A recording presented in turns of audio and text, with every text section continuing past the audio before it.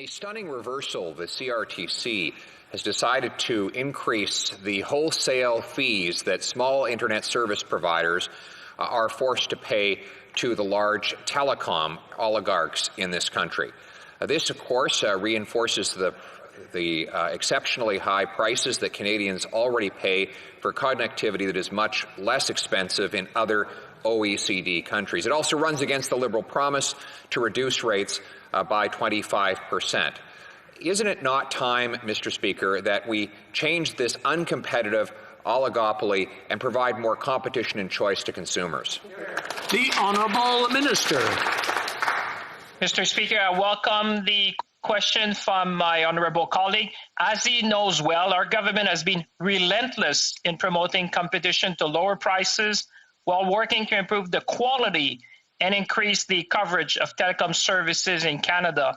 We are ensuring, Mr. Speaker, that Canadians pay affordable prices for reliable internet services, regardless of where they live in our nation. We'll keep on working with service providers and industry partners to drive investment and make telecommunication services more affordable and accessible for all Canadians. Thank you, Mr. Speaker. Honourable Member for Carleton. But it's exactly the opposite that the Liberals promised. During the election, they said that they would work with the regulatory agencies in order to ensure a 25% cut for consumers. Now we see that the CRTC has increased prices. Obviously, these increases will be passed on to consumers. It's clear there is not enough competition here in Canada. What will the government do to open up this system to greater competition to ensure that we can have a real free market? The Honourable Minister. Mr. Speaker, I want to thank my honourable colleague who should know, Mr. Speaker, that our government constantly promotes competition to lower prices across the country while ensuring the improvement of quality and, of course, the coverage of services in the telecommunications sector in Canada. We want Canadians to have access to affordable, efficient service no matter where they live. We will continue to work with service providers and partners to promote investments and make these internet services more affordable for all Canadians across the country. Thank you, Mr. Speaker. Well, Pierre, as always, is outstanding oration. Now, this MP coming up, he is changing it.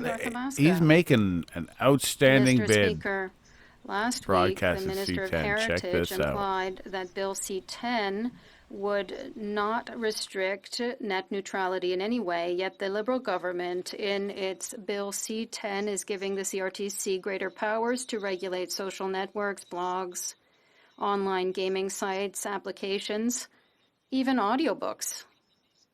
Does the minister really believe that regulating these platforms is consistent with the principle of net neutrality? Yes or no? The Honourable Minister. Monsieur le Président. Mr. Speaker, Bill C-10 does not deal with ISPs, Internet Service Providers. All it does is it asks the web giants like Netflix to contribute to the creation of creative content in Canada. It's work that is created in Canada. It's our artists, but there is nothing against net neutrality. It does not affect ISPs or Internet Service Providers. The Honourable Member for Richmond North Athabasca. Mr. Speaker, in an internal memo that was given to the minister, it's clearly indicated that applications like YouTube, TikTok, Amazon Prime, NHL.tv, TVA, Sports Direct, RDSC Direct, Sportsnet Now, PlayStation, and a number of others will be subject to CRTC rules. I would repeat my question. It's a very simple question. Can the minister tell us if he really believes that regulating these platforms that I named and others is consistent with net neutrality? Yes or no? That's it. The Honourable Minister. Mr. Speaker, I answered the question, but the Broadcasting Act has not been updated for 30 years. In the meantime, foreign web giants have come onto the market. They've made money in Canada without contributing to our creative industries. Bill C-10 seeks to modernize our broadcasting sector. Why did the Conservatives promise from the beginning to block C-10 and to let these web giants earn money and revenues in Canada without creating jobs? MP Harder and MP Reyes, they seem to be better together than apart. Like, they work well kind of as a separate team, if that makes sense. Check this out. We often hear it said that diversity is our strength. At least that's what the Prime Minister often says. Now, the irony with this is that Bill C-10 actually attacks diversity by narrowly defining what is constituted as Canadian content, therefore what will be demoted and what will be promoted online. Now, government-censored choice is not choice, and government-approved diversity is not true diversity. So why is the minister insistent on hindering the expression of those who don't fit his mold? Wow. Honourable Minister. The Broadcasting Act has not been updated for 30 years, and during that time, foreign web giants have stepped into that void. They've made money in Canada without contributing to our cultural creative industries. Bill C-10 seeks to modernize our broadcasting system and to level the playing field between our traditional broadcasters and these foreign web giants. Why have the Conservatives vowed from the very beginning to block Bill C-10 and let these web giants make money in Canada without contributing to our Canadian jobs and creations? The Honourable Member for Lethbridge. Well, this bill has everything to do with attacking Canadians and nothing to do with going after these web giants. Canadian content creators from minority groups are doing better than ever on platforms like YouTube. They are able to reach a global audience without any interference from the government. Now we're hearing from leaders in these groups that these artists will be among the hardest hit with Bill C-10 should it go through. So why is the government so adamant on picking what is and what is not Canadian and thereby suppressing the voices of minority groups in Canada? The Honourable Minister. Broadcasting Act hadn't been updated in 30 years before streaming services even became a part of the way Canadians found their shows, movies, and music. It needed an update. The rules for social media companies and obligations are restricted to requiring them to report the revenues that they make in Canada, contributing a portion of those revenues back to Canadian cultural industries, and to make Canadian creators discoverable. That is good for Canadian jobs and our Canadian... Now MP Baird has some pretty good one-liners here coming up.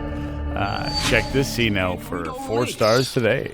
The Justice Minister let it slip that he was making yet another judicial appointment to a top campaign donor. Another day, another Liberal minister helping an insider jump the queue to get the inside track. Canadians expect their judges to be their appointments to be based solely on merit, not on their connections to Liberal ministers. Will the Justice Minister tell Canadians the minimum donation to his campaign needed to be considered for an appointment? The Honourable Minister. Mr. Speaker, we have taken a significant and important step to ensure that the process for naming judges is transparent and accountable to Canadians. Those reforms include revamping the judicial advisory committees that provide independent recommendations to the minister. That's resulted in a modernized judicial appointment process that not only meets the needs of the court, but also reflects Canada's diversity. The Honourable Member for Leeds, Grenville, Thousand Islands and Rideau Lakes. If these Liberals appointed judges in a transparent way, solely on their merit, using a nonpartisan process, then why did the Justice Minister delete the tweet naming his campaign donor and then throw the public service under the bus for it? It's clear being a Liberal donor is a prerequisite for a lawyer to be appointed to the bench under this Justice Minister. Liberals helping Liberals. When will the Justice Minister start appointing judges based solely on their merit rather than on donations to his election campaigns? The Honourable Minister. Mr. Speaker, allow me to quote the Ethics Commissioner on this very issue. Quote, making donations to a political party or to a particular riding does not indicate in itself a friendship. It is perfectly legal to make political donations, end quote. Mr. Speaker, what we want is qualified candidates from all backgrounds and all political stripes to bring their names forward, and we are disappointed that the official opposition is turning this into a partisan game.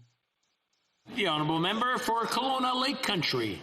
Mr. Speaker, a new report from the UK is raising alarms about solar panel part manufacturers in China who have been linked to the potential use of forced labor.